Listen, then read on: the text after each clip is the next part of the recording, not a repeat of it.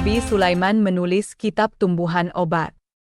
Pada suatu hari yang cerah, Nabi Sulaiman memutuskan untuk berjalan-jalan di sebuah hutan yang luas dan indah. Hutan tersebut adalah hutan yang belum pernah ia jelajahi sebelumnya, sebuah hutan yang penuh dengan misteri dan keindahan. Cahaya matahari menembus dedaunan, menciptakan pola cahaya dan bayangan yang bermain di tanah hutan. Di tengah hutan tersebut, Nabi Sulaiman melihat pohon-pohon yang tumbuh subur. Pohon-pohon tersebut berdiri tegak, mencapai ketinggian yang mengagumkan, dengan dedaunan yang lebat dan hijau. Setiap pohon tampak sehat dan kuat, dengan kulit kayu yang keras dan berwarna coklat gelap. Daun-daunnya berdesir lembut ketika angin berhembus, menciptakan suara yang menenangkan. Nabi Sulaiman kemudian mendekati salah satu pohon yang tampak lebih besar dan lebih tua dari pohon-pohon lainnya.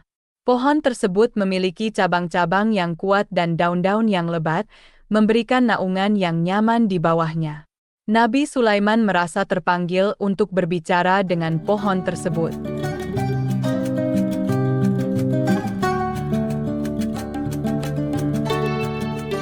Dengan lembut dan penuh hormat, Nabi Sulaiman berkata, "Hai pohon, apakah kamu bisa berbicara dengan aku?" Suaranya bergema di hutan, dan sejenak, semua suara alam seakan berhenti untuk mendengarkan. Itulah awal dari percakapan yang luar biasa antara Nabi Sulaiman dan pohon tersebut, sebuah percakapan yang menunjukkan betapa dalamnya hubungan antara manusia dan alam. Pohon tersebut, dengan suara yang lembut namun jelas, menjawab, "Ya, aku bisa berbicara denganmu, wahai Nabi Sulaiman." Suaranya mengalir seperti angin yang berhembus di antara dedaunan, penuh dengan kebijaksanaan dan pengetahuan. Nabi Sulaiman, terkejut namun juga merasa senang, bertanya lagi, "Apa yang bisa kamu ceritakan tentang dirimu dan hutan ini?" Pohon tersebut kemudian bercerita tentang berbagai jenis pohon yang tumbuh di hutan itu, tentang hewan-hewan yang tinggal di dalamnya, dan tentang siklus alam yang terjadi dari musim ke musim. Pohon tersebut juga bercerita tentang dirinya, tentang bagaimana ia tumbuh dari biji kecil menjadi pohon besar yang sekarang, tentang bagaimana ia memberikan naungan dan rumah bagi berbagai jenis hewan, dan tentang bagaimana ia berkontribusi dalam menjaga keseimbangan ekosistem hutan. Nabi Sulaiman mendengarkan dengan penuh perhatian, merasa kagum dengan kebijaksanaan dan pengetahuan pohon tersebut. Ia merasa bersyukur karena diberikan kesempatan untuk berbicara dengan pohon tersebut dan belajar banyak hal darinya. Setelah percakapan itu, Nabi Sulaiman merasa lebih dekat dengan alam dan makhluk-makhluk yang ada di dalamnya. Ia merasa lebih menghargai keindahan dan keajaiban alam, dan ia berjanji untuk selalu menjaga dan merawatnya.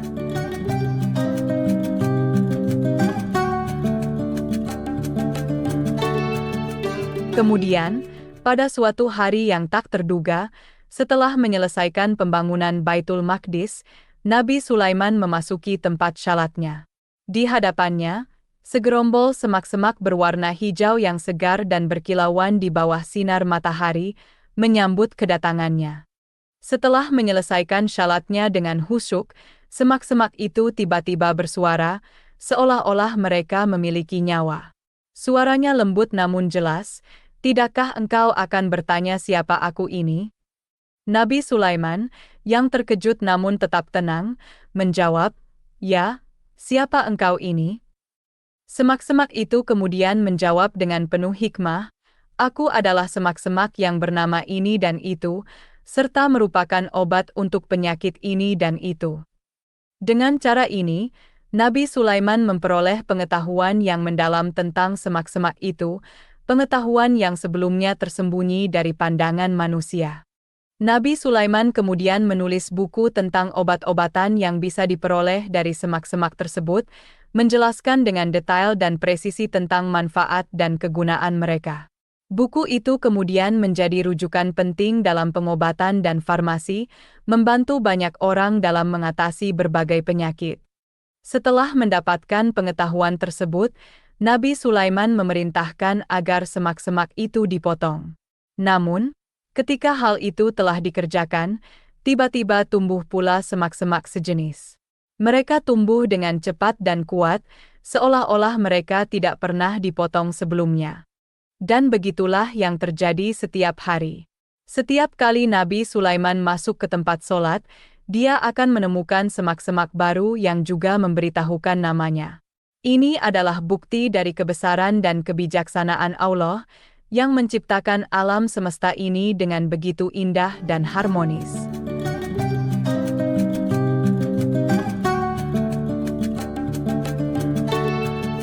Melalui perbincangan yang mendalam antara Nabi Sulaiman dan tanaman, muncul sebuah konsep baru pada masanya, yaitu konsep ekologi spiritual kenabian. Konsep ini adalah sebuah pemahaman bahwa merawat alam bukan hanya soal menjaga keseimbangan ekosistem fisik, tetapi juga tentang memelihara dimensi spiritual yang ada di dalamnya. Ekologi spiritual menekankan pentingnya dimensi spiritual dalam merawat alam. Ini bukan hanya tentang menjaga kelestarian alam dari segi fisik, tetapi juga tentang menghargai dan memahami makna spiritual yang terkandung di dalamnya.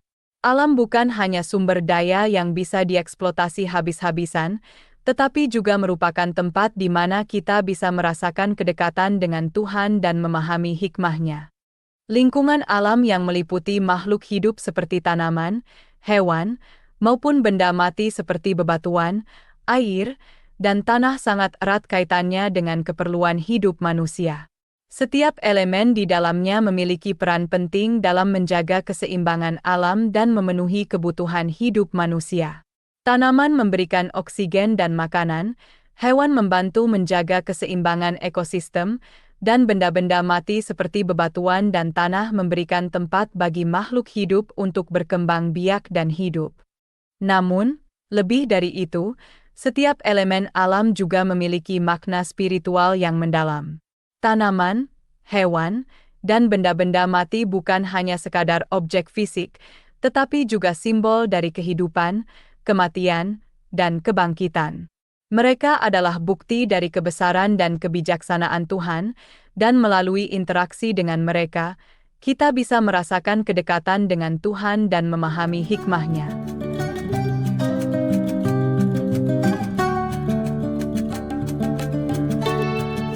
Bagi manusia yang beragama, sumber daya alam bukan hanya sekadar sumber kekayaan atau komoditas yang dapat dieksploitasi. Sebaliknya, mereka melihat sumber daya alam sebagai bekal berharga yang menjadi sarana beribadah kepada Tuhannya. Mereka memahami bahwa setiap pohon yang tumbuh, setiap sungai yang mengalir, dan setiap hewan yang hidup adalah bagian dari ciptaan Tuhan yang harus dihargai dan dirawat. Sumber daya alam juga dapat diwariskan untuk generasi berikutnya. Ini bukan hanya tentang warisan fisik, tetapi juga tentang warisan spiritual dan moral.